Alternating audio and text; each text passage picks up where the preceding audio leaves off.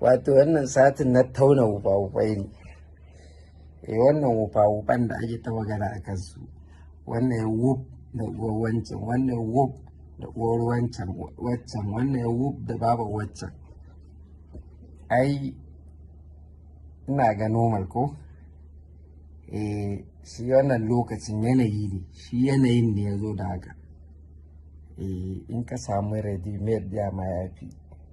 Tunda me ake cewa in ka auna ma ga 80 ba 60 ba 80 ma in ka ga da fita ka gano fitar ka fit za ka fice to kai wuf alaji kawai dai za mu ce ka ji tsoron Allah ne.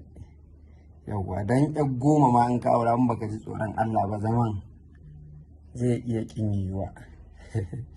Amma wannan wufa-wufa ai sai da haka a Najeriya, ai sai da wuf a Najeriya. Tun muna yara ake ce mana mu ne wannan gobe.